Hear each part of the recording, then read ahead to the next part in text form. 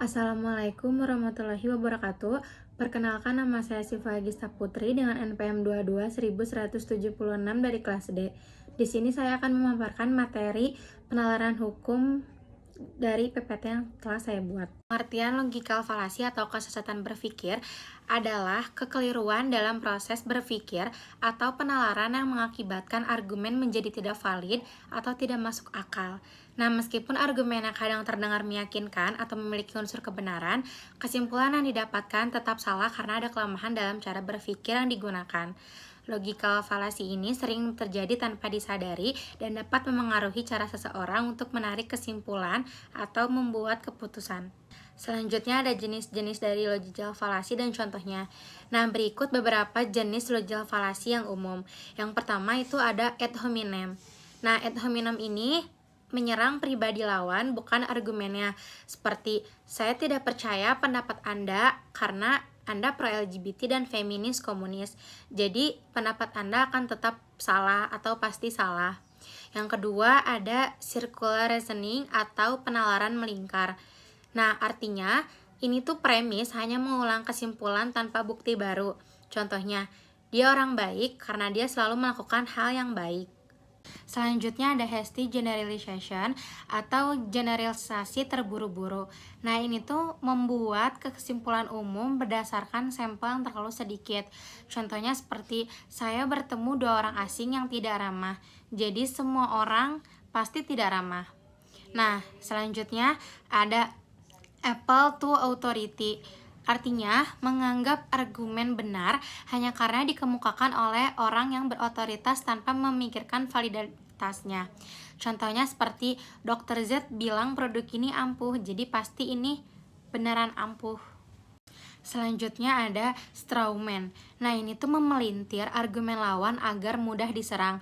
Contohnya seperti, jadi kamu mau melarang semua teknologi modern hanya karena ada resiko data bocor. Padahal lawan ini hanya mengusulkan kebijakan keamanan data saja. Lalu yang selanjutnya ada false cause atau menganggap dua kejadian berurutan pasti memiliki hubungan sebab akibat. Contohnya, setiap saya pakai kaos biru, tim saya akan menang. Jadi kaos biru itu membawa keberuntungan. Lalu ada circular reasoning atau penalaran melingkar. Artinya, premis dan kesimpulan saling mendukung tanpa bukti baru. Contohnya, kita harus mempercayainya karena dia orang jujur. Kenapa dia jujur? Karena kita mempercayainya. Lalu, selanjutnya ada false dilemma atau dikotomi palsu. Nah, ini tuh menyajikan pilihan seolah hanya ada dua opsi ekstrim, padahal ada opsi lainnya. Contohnya, kamu setuju dengan keputusan ini atau kamu melawan kami. Ada logikal falasi yang diperbolehkan dalam penalaran. Nah, dalam penalaran secara umum, logikal falasi ini atau kesesatan berpikir adalah kesalahan yang melemahkan argumen dan harus dihindari.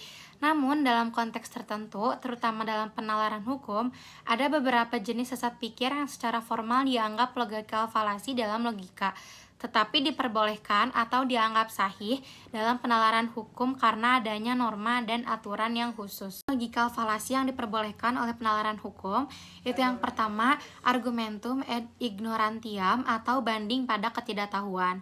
Nah, ini tuh kesalahan berpikir yang menganggap suatu pernyataan ini benar karena tidak terbukti salah, atau sebaliknya salah karena tidak terbukti benar. Dalam logika formal ini adalah falasi, tetapi dalam penalaran hukum, model ini jika diperbolehkan itu diatur oleh hukum acara. Nah, yang selanjutnya ini ada pengalihan beban pembuktian atau burden of proof.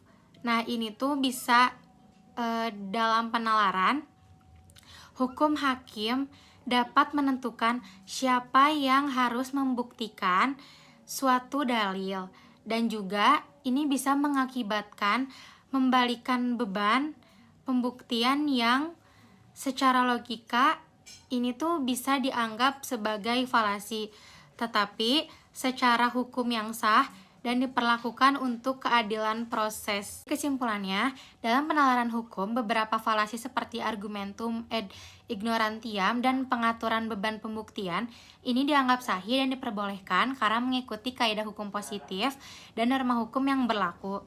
Jadi, logical fallacies ini yang diperbolehkan dalam penalaran terutama ditemukan dalam ranah hukum dengan alasan normatif dan praktis, bukan dalam penalaran logis murni. Mungkin cukup sekian yang bisa saya sampaikan, kurang lebihnya mohon maaf.